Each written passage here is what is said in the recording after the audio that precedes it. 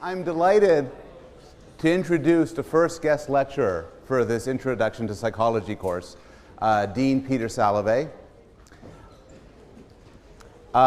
Peter is an old friend and colleague. Many of you, I think everybody here knows of him through his role as Dean of Yale College.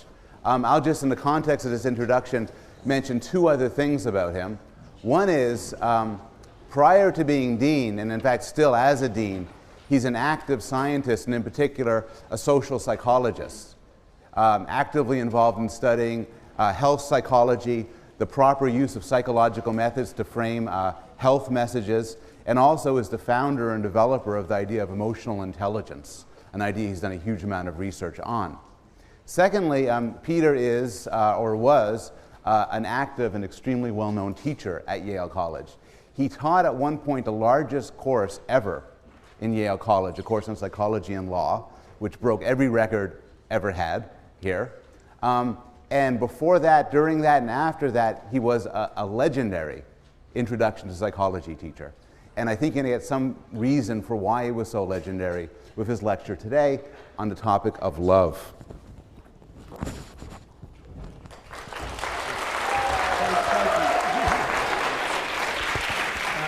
I've got the mic on.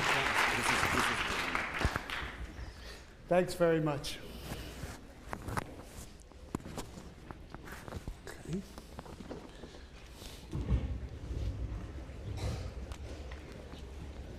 Is that okay? We're okay?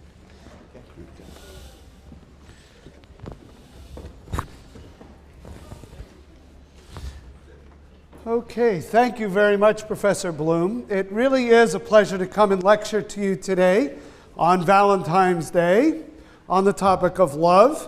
My main area of research is human emotion, and love is an emotion. It's not one that I study personally, at least not in the lab, and but it is fun to talk about, and it is a topic that lends itself to many social psychological phenomena.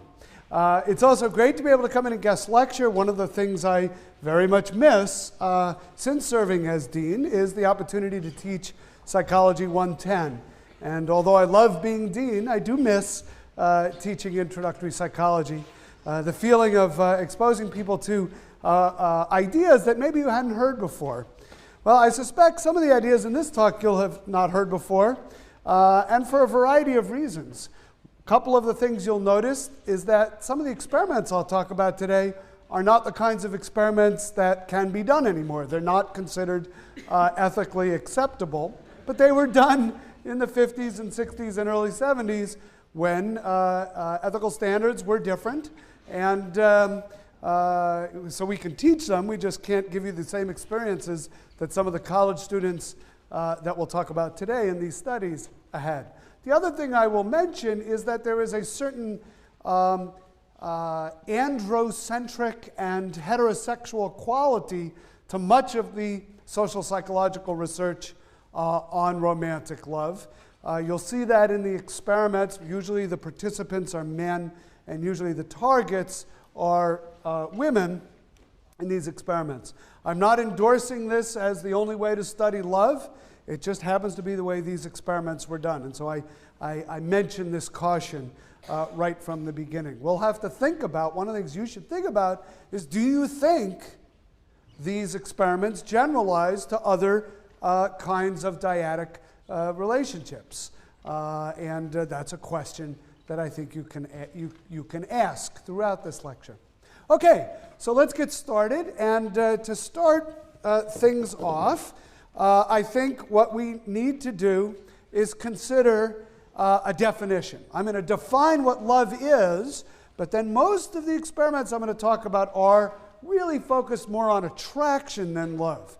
Who finds each other of romantic interest that might then develop into a love relationship. But let's start with a definition of love, and I'm going to pick a definition from a former colleague, Robert Sternberg, who is now the dean at Tufts University, but was here on our faculty at Yale for nearly 30 years or so.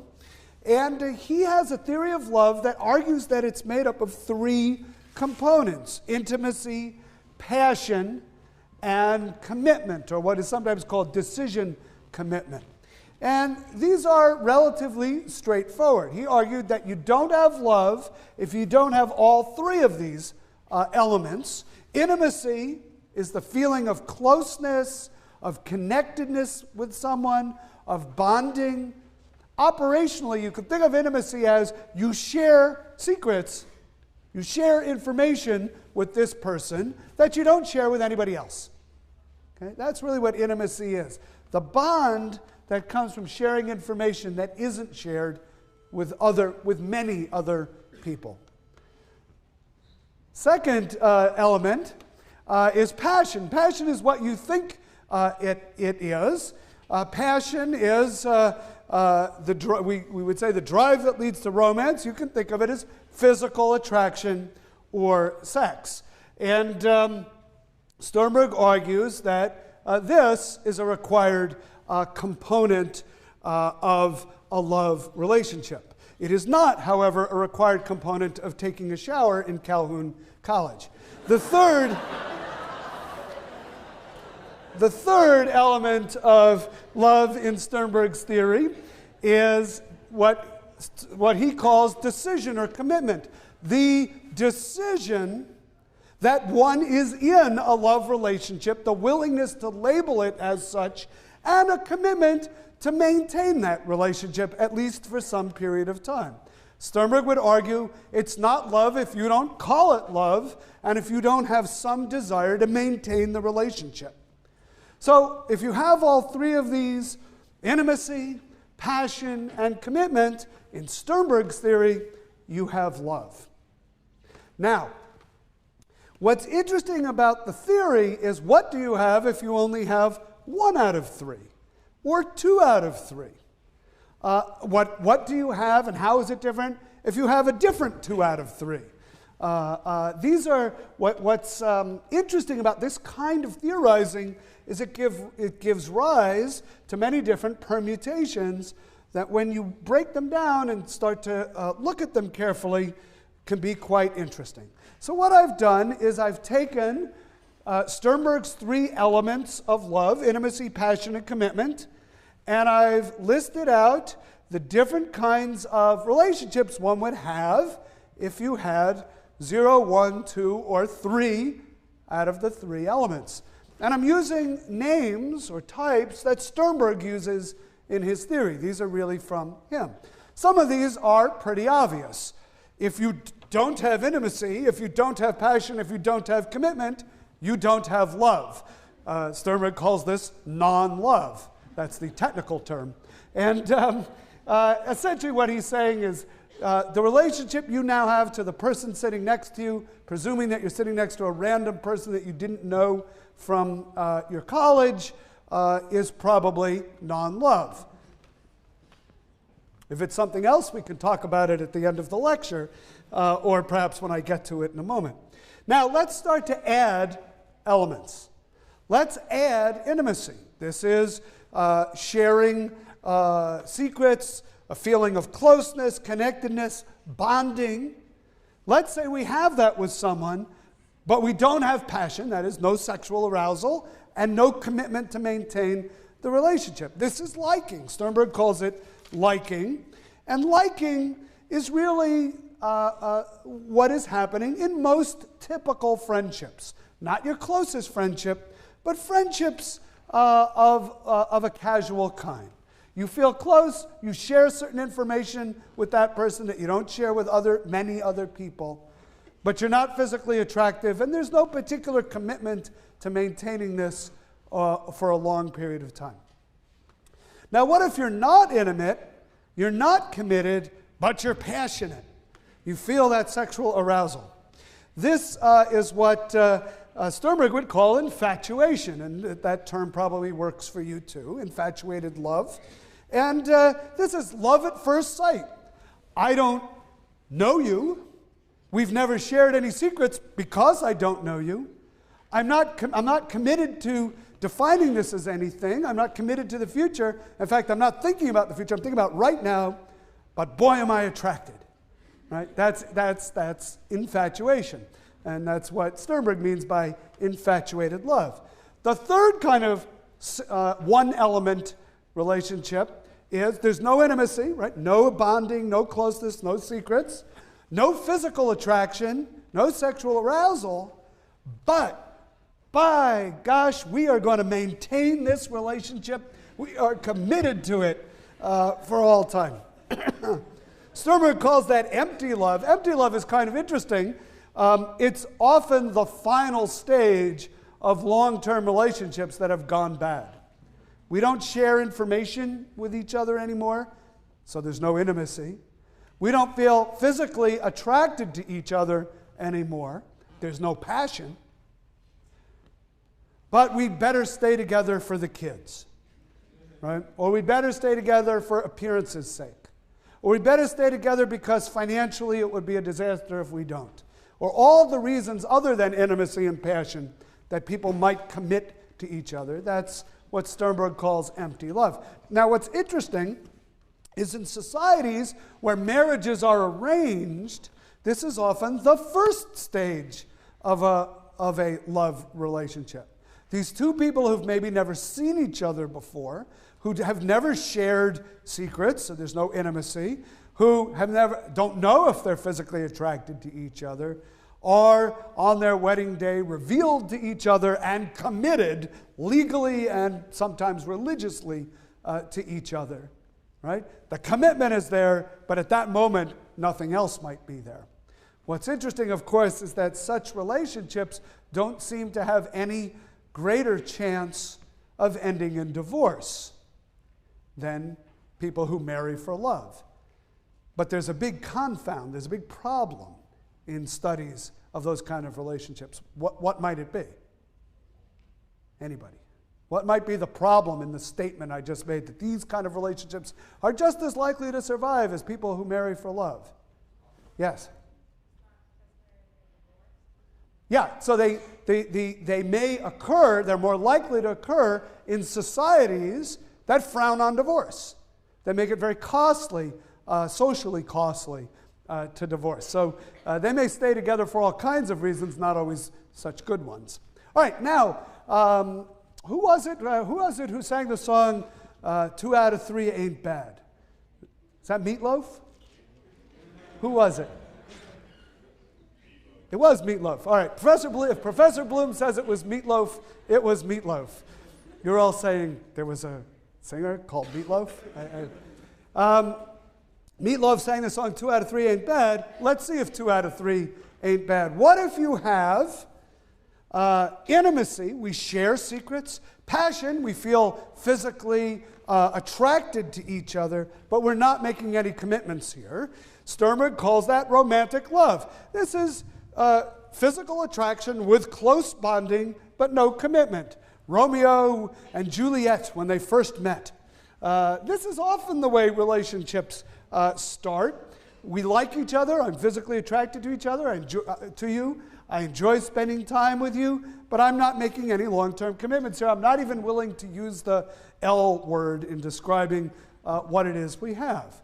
Right? Many of you might have been in relationships of this sort. That's romance. That's romantic love. Now, what if you have intimacy? We share secrets with each other, but there's no particular physical attraction, but we are really committed to this relationship. This is what Sternberg calls companionate love. This is your best friend. We are committed to sharing intimacy, to being friends forever, but physical attraction is not part of the equation here. This is sort of the maybe the Greek ideal in relationships of some kind. All right, what if we have passion? I'm sexually attracted to you, but no intimacy. I don't want to really know that much about you. I don't really share anything of me with you, but I am committed to maintaining this physical attraction to you. Well, that's what Sternberg calls fatuous love. It's a whirlwind courtship. It's a Hollywood romance. It might lead to a shotgun wedding. Maybe you find yourself in Las Vegas and you get married for a day and a half and then realize that this wasn't such a good idea, and maybe your name is Brittany and you're a singer. Well, anyway, you get the idea. That's fatuous love. We are basically committed to each other for sex, but it's very hard to make those relationships last a long time because we might not have anything in common, we might not share anything with each other, we might not trust each other, we're not particularly bonded to each other. On the other hand, if you have all three, intimacy, passion, commitment, this is consummate love, according to Sternberg, complete love. This is how he defines love. Okay, so now you have a definition of love, and you can now, as a homework assignment, sit down tonight and make a list of every person you know by the three elements of love, and just start putting the check marks in the boxes and tallying up your personal love box score. And we don't want to collect those, we don't even want to see those, but you can have fun with that. Then you can ask the other people to do it too, and you can compare with each other. And if you all survive this exercise, you'll be better for it. What doesn't kill you makes you stronger. That's the idea behind that exercise. All right. Now, the social psychology of love really has been a social psychology of attraction. What makes people find each other attractive? What makes them want to be intimate? What makes them physically desirable to each other? What might lead to a commitment, a decision to make a commitment to make the relationship last? This is just so nice. I'm giving this lecture on love, and the two of you are holding hands here in the front row. It's really, it's just great.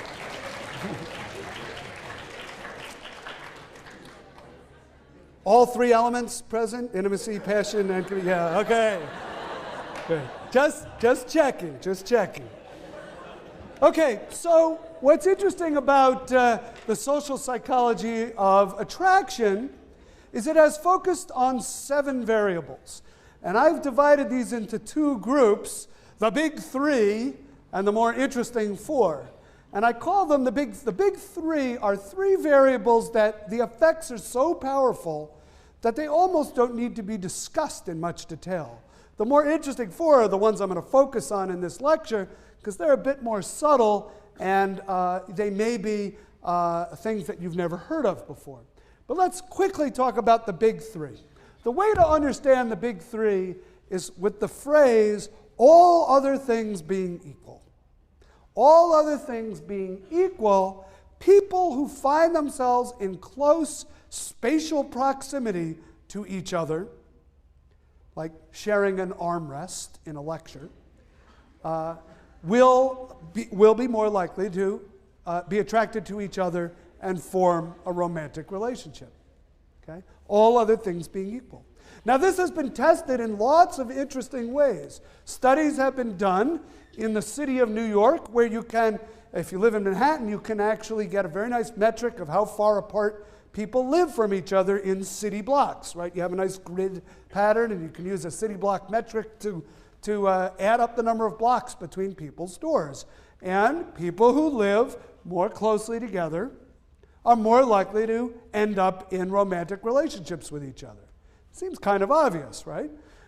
This even works on college campuses. We can measure in feet the distance between the door to your room and the door to every other room of a student on campus, and there will be a correlation between the likelihood of, it's a negative correlation, the likelihood of getting into a romantic relationship with a person and the number of feet between your door and that person's door.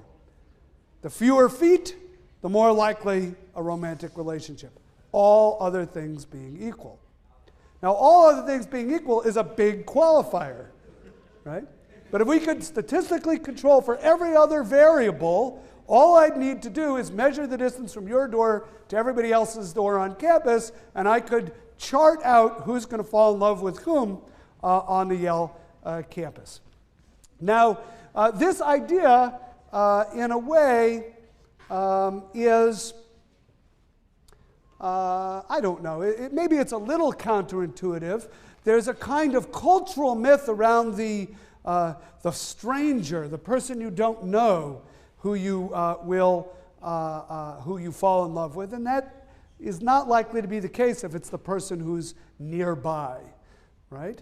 And you'll see as we go through the other two big three that there's a kind of repetition of this theme. It isn't the stranger you fall in love with.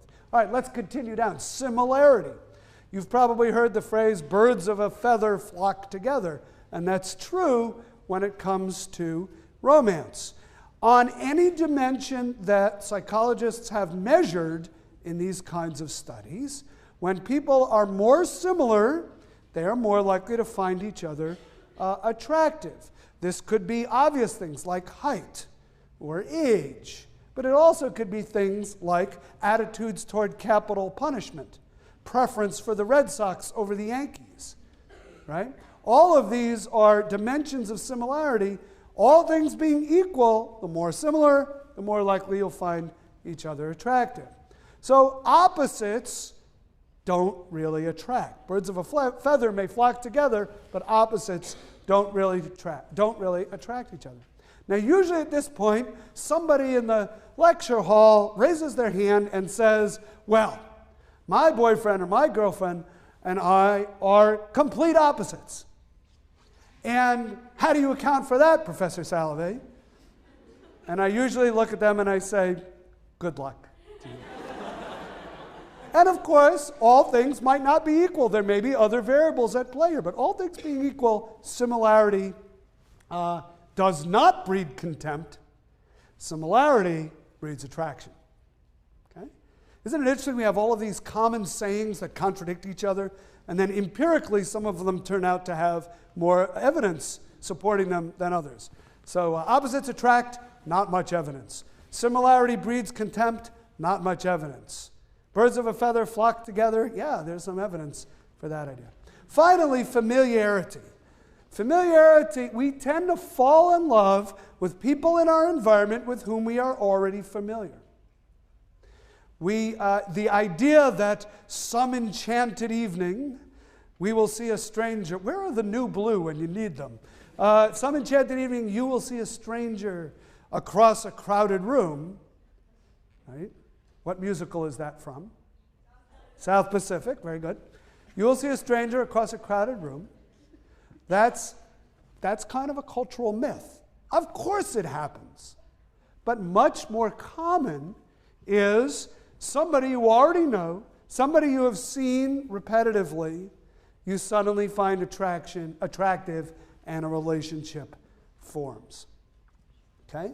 So the big three, people who are similar to you, people who are already familiar to you, people who are nearby in space, these are the people, all things being equal, that you will find attractive. Okay? So those are the big three. Those are big main effects. Those are big, easy to observe in various ways in the lab. By the way, the familiarity idea doesn't just work for people. I can show you words in a language that you don't speak.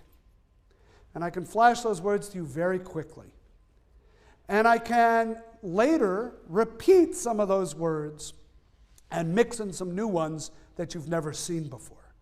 And I can say, I know you don't know what any of these words mean. I know you can't read these characters.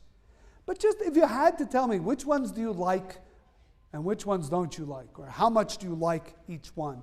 The ones you will like more, the ones you saw earlier, the ones that you already have familiarity. Even if you don't remember having seen them.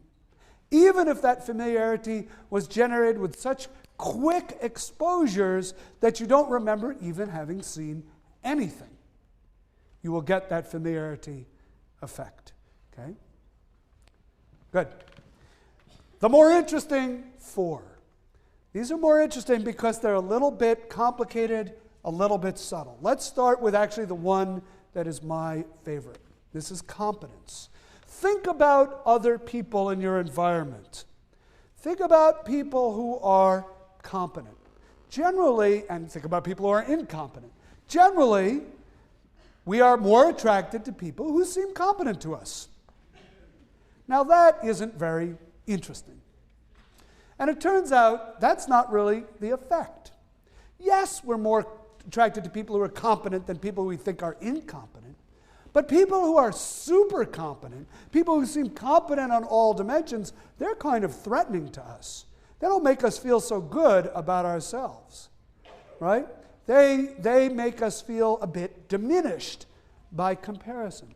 So what we really like, the kind of person we're really attracted to, is the competent individual who occasionally blunders. And this is called the pratfall effect, that our liking for the competent person grows when they make a mistake, when they do something embarrassing, when they have a failure experience. Okay? You can see this with public figures. Public figures who are viewed as competent, but who pratfall, who make a mistake, sometimes they're even more popular after the mistake. Okay? I think of Bill Clinton when he was president. His popularity at the end of his term, despite what everyone would agree, whether you like Bill Clinton or not, was a big mistake with Monica Lewinsky. His popularity didn't suffer very much. A lot of people in the media would describe him, well, it just shows he's human. He makes mistakes like the rest of us, even though that was a pretty big mistake. Right? And you can see this even with smaller pratfalls. Sometimes public figures are liked even more after their pratfall. Now, the classic experiment, the classic pratfall experiment, is just a beautiful one to describe. It's a work of art, so let me tell you a little bit about it. In this experiment, you're brought to the lab, and you're listening to a tape recording of interviews with people who are described as possible representatives from your college to appear on a quiz show. The quiz show is called College Bowl, which I don't think is on anymore, but was on when I was in college. And you're listening to interviews with possible contestants from Yale who are going to be on College Bowl. You have to decide how much, what you're told is you have to decide who should be chosen to be on College Bowl. And you listen to these interviews. Now, what's interesting is there's two types of people: the nearly perfect person and the mediocre person. The nearly perfect person answered 92% of the questions correctly, admitted modestly to being a member of the campus honor society, was the editor of the yearbook, and ran varsity track. That's the nearly perfect person. The mediocre person answers only 30% of the questions correctly, admits that he has only average grades. He worked on the yearbook as a proofreader, and he tried out for the track team but didn't make it. So you see, they're keeping a lot of the elements consistent, but in one case he's kind of an average performer, and in the other case, nearly perfect. Now, which of these two people do you find more attractive in listening to the tape? So when they ask you questions about which person should be on the quiz show, people say the more competent person, but they also ask questions like, how attractive do you find this person? Now, you're only listening to an audio tape. How attractive do you find this person? And the results are pretty obvious. The competent person is rated as much more attractive, considerably more attractive, than the mediocre person. Okay? If this were the end of the story, though, it would be a kind of boring story, and it's not the end of the story.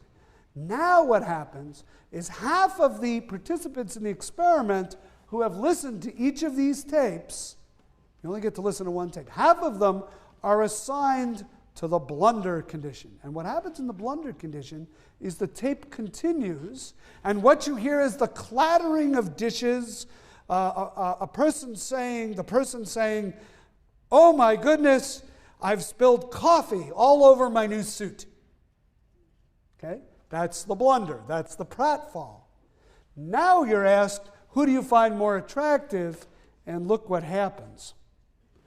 Your rating of the attractiveness of the competent person grows even higher. The competent person who blunders, this is the person that I love. Unfortunately, the mediocre person who blunders, you now think is even more mediocre. Right? This is the sad irony in these experiments. The effect works both ways. So the mediocre become even more lowered in your esteem. in your regard. Now, I'll tell you a little personal story about my coming to Yale that relates to this experiment. This is one of the most famous experiments in the history of social psychology. I wouldn't quite put it up there. You'll hear maybe later about, or maybe you've already, about Milgram and maybe Asch conformity and maybe Robert's cave. Those are even better known than this, but this is right up there. This is a top 5 experiment. And it was done by Elliot Aronson, who has retired now, but for many years taught at the University of California, Santa Cruz. Name is not one that you need to know. In any case, I came to Yale in 1981 as a graduate student, and I was looking for an advisor, and I was kind of interviewing with a faculty member at Yale at the time named Judy Rodin. Some of you may know that name because she went on later to become the president of the University of Pennsylvania, and now is the president of the Rockefeller Foundation. But I was interviewing with her. I set up a meeting, and what I was trying to persuade her in this meeting was to take me on as one of her students, to be my advisor. And it's about my 3rd or 4th week of graduate school, and I'm pretty nervous about this. And she could be intimidating to a first-year graduate student. And I remember I was holding this mug of coffee, and I was pleading with her, trying to convince her to take me on as her student. I was saying, Judy, I'll get a lot done. I'll work really hard. I can analyze data. I can write, and I'm talking about myself, and I'm swinging. I'm using my hands as I talk. I'm swinging this cup of coffee around, and fairly soon into the conversation, I demonstrated some principle that you've probably learned in your physics class, having to do with an object at rest remaining at rest unless acted upon by a force. Well, the object at rest was the coffee in the cup. And when I pulled the coffee cup out from under the coffee, it landed right on her desk and I watched in slow motion as this wave of coffee just moved from my side of the desk to her side of the desk. She jumped up and jumped back and started moving papers around and really was giving me this look like, why don't you just leave? So I was trying to save the moment as best as I could, and I looked at her and I said, Judy, you remember that old experiment that Elliot Aronson did on attractiveness? She looked at me kind of out of the corner of her eye. I said, well, that was my blunder. Now you're going to like me even more. And she just shook her head and she said, Peter, you know that effect only works if I think you're competent first. Anyway, that was my introduction to Yale, graduate school at Yale. All right, so blundering, only blunder if you're competent first, and it will make you more attractive. That is the pratfall effect. Let's move on. And I'm going to move a little bit quickly through all of this because I want to leave time for a few questions at the end of the lecture. Let's talk about physical attractiveness as number 2 of the more interesting 4. Now, physical attractiveness is one that really bothers us. We don't like to believe that physical attractiveness accounts for much in life. It seems unfair. Except at the margins, there isn't much we can do about physical attractiveness. And when we're not pictured in the rumpus, it can really hurt, So we don't like to believe that physical attractiveness matters.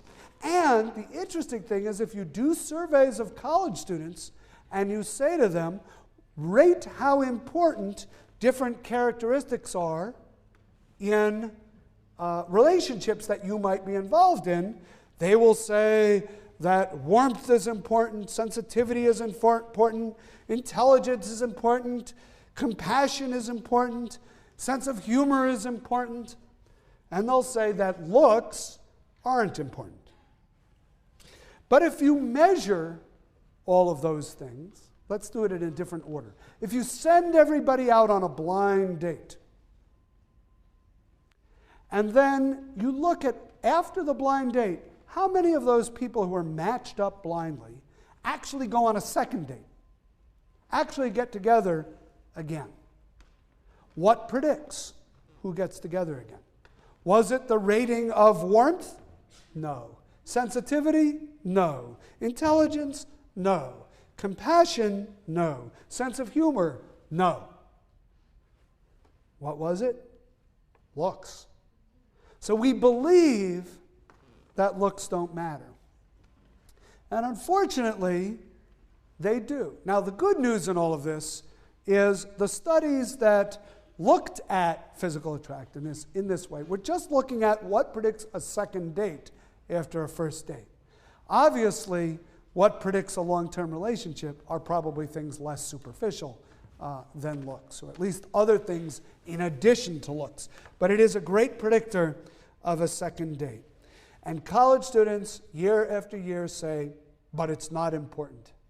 And it's one of those classic dissociations between what we think is unimportant and what empirically turns out to be more important. All right, well, there are very interesting studies that have been done with physical attractiveness.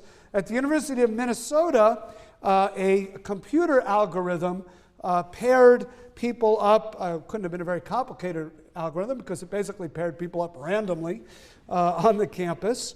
But a lot of data about all the students on campus were collected, and people were then randomly paired up and sent to the dance, and then they were tracked over time. And just as in the thought experiment I just gave you, the University of Minnesota students acted in the same way. If they rated their partner as attractive, the randomly assigned partner, they were more likely to continue the relationship.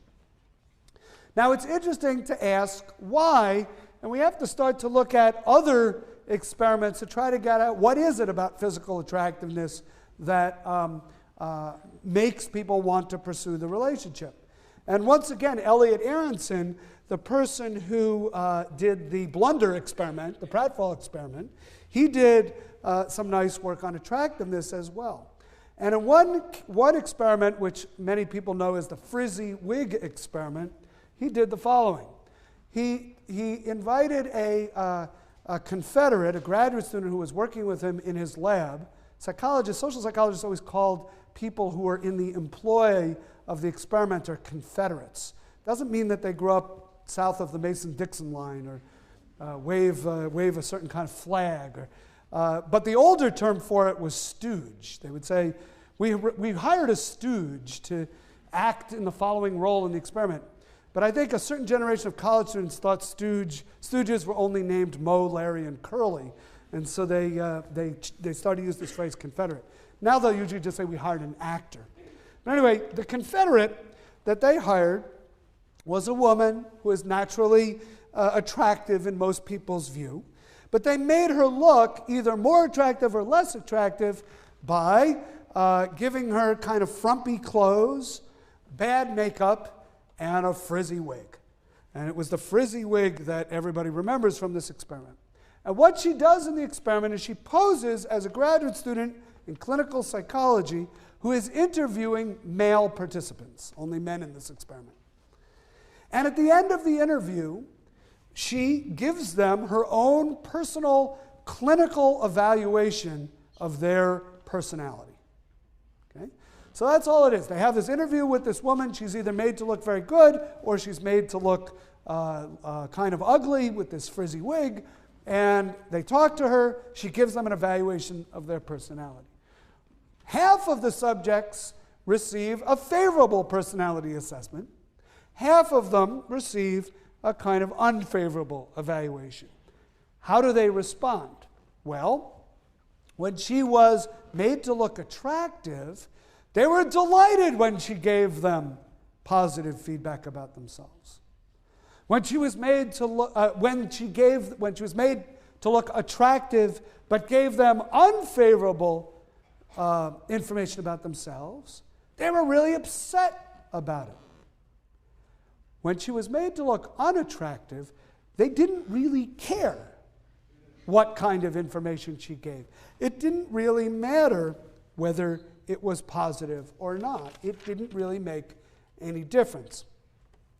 It was interesting, in the condition where she was made to look attractive but gave you bad feedback about yourself, often the subjects in that condition would look for an opportunity to interact with her in the future, obviously to try to prove that her evaluation was wrong. It mattered that much to them. So there's kind of this idea that attractive people, their feedback to us has more impact. I'm not saying this is fair. I'm not saying it's rational. I'm not endorsing it. But empirically, excuse me, empirically, we can see it. That somehow the feedback from the attractive person matters more to us. Okay, number 3 of the more interesting 4, gain loss. This is really a general idea in psychology that we are in a way wired up to be more sensitive to change than to steady states. And you can imagine why that might be true. Change often signals danger or opportunity. And if we're especially tuned in to change, it helps us survive, and it helps us pass along our genes. Okay? So we're more sensitive to change. How does that play out in love? Well, in love, what is very powerful to us is not just that someone always is positive toward us. I love you, I love you, I love you, I love you, I love, right? It wears out its welcome. What's more powerful is the person who was not that positive to us, but over time becomes more positive. The first derivative of their regard for us is positive. Okay? Aronson calls this the gain effect. We are really attracted to people whose regard for us is gaining momentum over time. Okay? And even if over a period of time the average amount of their regard is lower, because they started lower and then got higher, than someone who was always high, it's the ones who were first lower who then went up that capture our attention. The first derivative is more important than just the position of their regard for us, getting better and better. Now, what's interesting is there's also a loss effect. People who really hurt us are not the people who have always been negative. The person who every time they sees you, hates you, says they hate you, and accompanies it with an obscene gesture, after a while, this person can't hurt you, right? There's a country song that Ricky Skaggs sings that has the phrase in it, "Nothing can hurt you like the person you love." That's what hurts. The person who always was positive, whose regard starts to fade. You can only hurt the one you love, right? You can only hurt the one you love because you are expecting positive feedback from the one you love. And when that turns negative, it's a blow. It's a blow to the solar plexus, right? So you can only hurt the one you can love, but the one who always loves you sometimes has trouble showing you that they love you. The one who didn't really love you that much, but then starts to show you that they love you, that person is a powerful influence on your behavior. Okay, the last set of studies. Have you talked about Schachter Singer's emotion? Okay, so let me describe to you this phenomenon. This is a phenomenon about the misattribution for the causes of arousal. You feel physiologically aroused, but you're not completely sure why, and you have to make up an explanation for it. I think what I want to do, and sometimes that explanation is accurate, but the ones that are interesting here are the ones where you misattribute the cause of the arousal. You make a mistake and think it's love when it might be due to something else. So let's do a thought experiment. I'm a Yale College student for the purposes of this thought experiment. And I live in Pearson because I need to walk a great distance to Chapel Street, to the Starbucks on Chapel Street.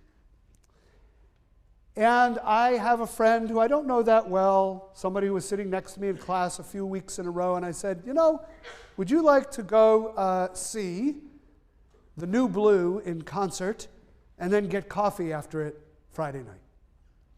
And she says to me, sure, I would do that.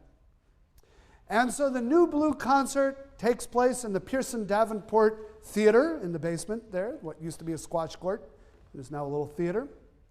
And we enjoy ourselves at the concert. And then I say, let's go to Starbucks and get a coffee. And so we walk that distance from Pearson College down to the York Street gate, over to Chapel Street, make the left on Chapel Street, another block down to High, walk into the Starbucks. And she says to me, you know, I better have a decaf because it's kind of late. I want to be able to sleep. And I say, that's fine, whatever you want. She says, yes, I'll have a decaf double espresso mocha skinny with a, what? What other dimensions are there? Right? A double espresso mocha skinny, frothed. And I say, okay, fine, I'll have a coffee. And I go up there and I order the drinks. I'll have a small coffee, please, and a double espresso mocha skinny frothed. Except the barista makes a mistake. Did the word barista exist before Starbucks? I don't think so. The barista makes a mistake. The barista uses caffeinated coffee in the drink instead of decaf. Doesn't tell anybody, doesn't tell me, I don't see it. I just come back with my black coffee and my double espresso mocha latte skinny frothed. Except it isn't espresso. It's got 2 shots of caffeinated espresso. I'm sorry, it isn't decaffeinated. It's got 2 shots of caffeinated espresso in it. And I put it down on the table, and we're having this nice conversation, and we're drinking our beverages, and it's about 12:30, 1 o'clock now, and Starbucks is closing, and it's time to walk back to Pearson. And we're walking back to Pearson, and we leave the Starbucks, we make a left on Chapel Street, we're walking up to York, I'm getting a little sleepy, but my friend looks at me and says, I feel a little funny. What's actually happening? Her heart is beating a little faster. Her palms are beginning to sweat. Her breath is coming a little shorter than it otherwise would. I don't know. Is it warm in here? She says, I don't think I've felt this way in a very long time. Gee, it couldn't be the coffee. I ordered decaf. What could this be? What? Then she turns and she looks at me. And she says, what a day this has been. What a rare mood I'm in. Why, it's almost like being in love. And it is almost like being in love, except what it really is 2 shots of caffeinated espresso causing a rapid heart rate, an increase in respiration, sweaty palms, but I don't realize, she doesn't realize that's what it is. She turns to the most salient, and this is the way social psychologists would say it, turns to the most salient object in her immediate social environment, that would be me, and says she's in love. That's the idea of misattribution. Aroused due to something else, don't know what that is. It's best if you don't know what that is. Or even if you do, mistakenly attribute it, misattribute it to physical attraction, romance, intimacy, passion, and commitment. It's love. All right, now, I don't necessarily recommend that you do this thought experiment in vivo this weekend, although if you're lonely, you might want to try it. But we can take this idea right, we can actually do research on this. We can take it into the lab. But before I tell you about lab experiments, let me tell you about the most famous field experiment on this idea. We call this the Rickety Bridge experiment, and there's a bridge at the University of British Columbia that crosses a river that runs through campus. And there's actually two bridges. The rickety bridge is one that's kind of a rope bridge. It's hundreds of feet above the river. It sways in the breeze. It's only about 3 feet wide. You kind of hold on to it carefully and you cross the river. It's a pretty scary way to cross that river. Has anybody seen this bridge? It's still there. Yes, you know this bridge. Okay. There's another way to cross the river. It's on a low bridge near the water, solid wood planks, nice and wide, hand railings made out of solid wood, and you can cross the bridge that way.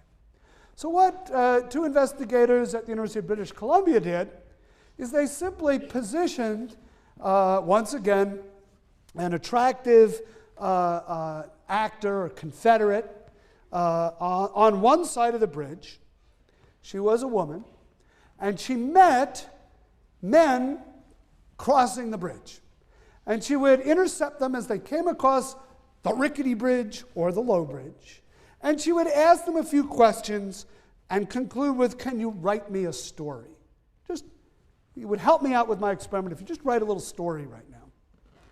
Then she would collect their story and she would say, if you have any questions about this experiment, here's my phone number. Actually, this happens when you're in experiments. You get the phone number of the experiment. What happens? Well, the male students who crossed the rickety bridge, they wrote these sexy stories with interesting content, with kind of little bit ribald themes. And the people on the solid bridge, they just wrote pretty boring stories. The people who crossed the rickety bridge were more likely to call her up later and say, yeah, I'd like to talk about that experiment I was in. Can we meet at the Starbucks? You drink decaf, don't you? Right? And the people on the low bridge were much less likely to call her up. Okay?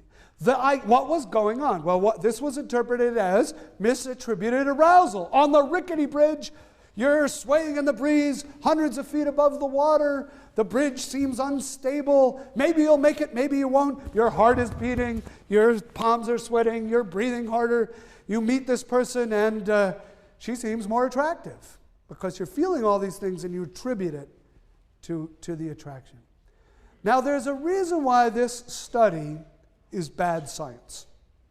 There's a major flaw in this study. The clue to the flaw is that you can't even call this study an experiment. What's the flaw? Anybody? Yes? People who would take the rickety bridge might be more likely to be more for adventure.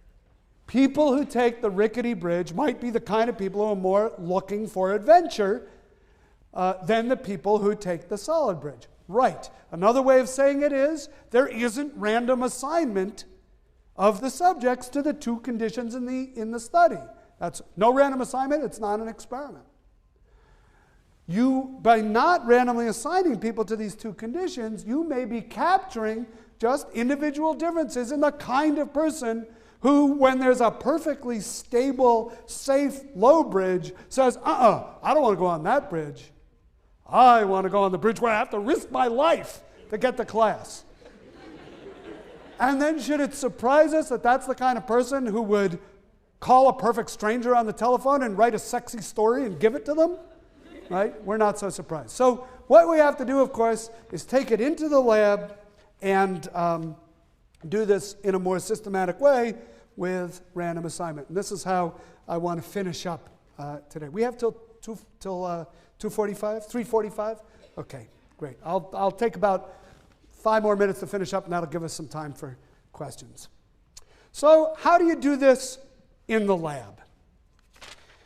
Well, you can bring people into the lab, and I can present you with a confederate who said, let's say you are all in condition 1, everybody on this side of the room, and I can say to all of you, please wait here. We'll begin the experiment in a moment. While you're waiting, please fill out this form. And the form includes how attracted you are to the experimenter, to me. I can do the same thing over here. I can give you the form that asks you to rate how attractive you think I am, and I can give you the same instruction with a crucial difference. Please wait here. We will begin the painful shock experiment in a moment. Please fill out these forms while you wait. What happens? The people who got the painful shock instruction are more likely to find the Confederate attractive. Why? Well, they're sitting there thinking about painful shock. It's making their heart beat faster. It's making their palms sweat. It's making them breathe harder, maybe. And even though it's fairly obvious what's doing that, they still misattribute that arousal to, I must be falling in love. Even with that obvious an instruction. You can do this in other ways. You can bring, here's one of my favorite ones. You bring people in the lab. We'll make them the control group this time. We bring you to the lab and we say to this group of people, please wait here. We'll begin the experiment in a moment. You can fill out these forms in the meantime. The forms ask how attracted you are to the experimenter. You're now in the experimental group, and I say, please wait here. We'll begin the experiment in a moment. I'm going to ask you to fill out some forms. But first, to get ready for this experiment, I'd like you to get on this treadmill and run for 10 minutes. So you've run on the treadmill. You've just sat around. The people who've run on the treadmill, even when that arousal is fairly obvious, you're doing a little bit of aerobic exercise, you still find the experimenter more attractive. Okay? This is why the 4th floor of Payne Whitney Gym is such a dangerous place. And I urge you as your dean to be very careful there. Okay? It's that combination of aerobic exercise and spandex that leads to trouble. All right, now, here's the final experiment, and I apologize for this. It is a bit sexist in 2007 context. But let me explain, and we could never do this, and one could never do this experiment today, but let me go through it with you, and you'll apologize for its, some of its qualities. In this experiment, male subjects were brought into the lab, and they were asked to look at centerfolds from Playboy magazine. So these are essentially photographs of naked women. And they are wearing headphones that amplify their heartbeat. And they are asked, among other things, how attracted are they to the centerfold photograph that they're looking at. So maybe, I don't remember how many they look at, maybe it's about 10. So these slides are coming up. They've got the headphones on. The headphones are amplifying their heartbeat. And the slides are moving one after another for a few seconds each slide. And they're listening to their heartbeat. Slide 1. Slide 2. Slide 3. Slide 4. Slide 5. Slide 6. And then they're asked, which one did you find most attractive? Which one were you most attracted to? Oh, slide 5. Absolutely. She's the woman I want to marry. Okay? And what has happened is they're using this bodily cue of their heartbeat to infer that that's who they find more attractive. Now here's the twist. They're not actually listening to their heartbeat. They're listening to a tape recording of a heartbeat, and the experimenter is back there with the speed knob, and at random intervals, he just speeds up the tape of their heart and then slows it down again. And it doesn't matter which slide he speeds up the tape of the heartbeat on. That's the one the subject is more likely to think is the person of their dreams, the person they're attracted to. So even You can misattribute real arousal. You can even misattribute phony arousal. Arousal that isn't even coming from your body. That's just coming, it's just being played to you randomly. You can even misattribute that. Okay, I think these experiments are cute, and I think there's an interesting phenomenon there, and it says something in a way about how easily we can be misled as to what things in our environment, even things coming from our own body, mean. But there's also some very serious implications of this kind of work. One of them has to do with domestic violence. So think about domestic violence situations and why people stay in them. Why do people stay in relationships that are violent? Now, the number one reason, and we have to acknowledge it up front, is usually economically there's no alternative. Or people believe there's no alternative. I can't leave because if I leave, I'd be homeless. If I leave, I will starve. If I leave, my kids will starve. Or there'll be danger to my kids. Okay? I mean, that keeps people trapped in abusive relationships. And that's number one. But what else might be going on? Sometimes people don't realize that the relationship they're in is abusive. It's psychologically or emotionally abusive. They get into these fights and screaming matches and name-calling and such, even if it's not physical violence. And they feel a certain arousal when that happens. And they misattribute it to, well, he wouldn't be yelling and screaming at me if he didn't love me. Right? They misattribute that what might be anger, what might even be aggression and violence, to an expression of love. I have a friend who's a social psychologist who told me a story once that, that really made me very nervous, although she's fine. She said, when I was dating my husband, this is 30 years ago, we were having a tough time. We were in many, many arguments. We got into many, many arguments. And one time something happened where he came up to my car in a parking lot and he was yelling at me through the window. And I rolled up the window, and before you know it, he had punched out the window. Yelling at her, he punched out the window. He didn't touch her. And she said to me, that's when I knew he really loved me. And I thought, that's scary. And all joking aside, that's scary. But that's misattributed arousal. When he did that, I felt something and I assumed it was love. What she was misattributing as love, she was misattributing his aggressive response as love. She was misattributing her own fear as mutual attraction, and I must love him. So although we joke about these kinds of experiments, and they are fun to talk about because they are unusual and cute, there is also some serious implications of this kind of work that one might think about, and you might think about other possible implications as well. Okay, let me stop there and see what kinds of questions we might have. Oh, thank you.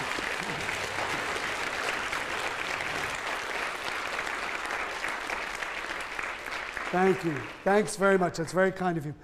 Because we are on tape, I'll repeat any questions that come in. Yeah? For the painful shock experiment, yeah? Could you not say that if you're informed that this experiment will include painful shocks, do you not rate the experimenter higher because you know that he's in control? Right. So the question is, in experiments like the painful shock experiment, if you're told in advance, like you all are, through a consent form or by the experimenter, this is an experiment involving painful shock, will you still rate the experimenter as more attractive? Or will you not be able to misattribute the arousal? It is true. The more salient we make the source of the arousal, the less likely you can get the effect. If in my thought experiment, I say to my friend, well, I know why you're feeling that way. The reason why you're feeling that way is because the barista made a mistake and gave you caffeinated espresso when you asked for decaf, or maybe you just love me, right? The person is not likely to say, oh, I bet it's love. They're more likely to think, Oh, caffeine, yeah, that's the parsimonious explanation here. So it is true, the more salient you make the cause of the arousal, the less likely you'll get the effect. But you can see, even in experiments where the cause of the arousal is somewhat obvious, at least to us, you can still get a misattribution effect. Other question, yes?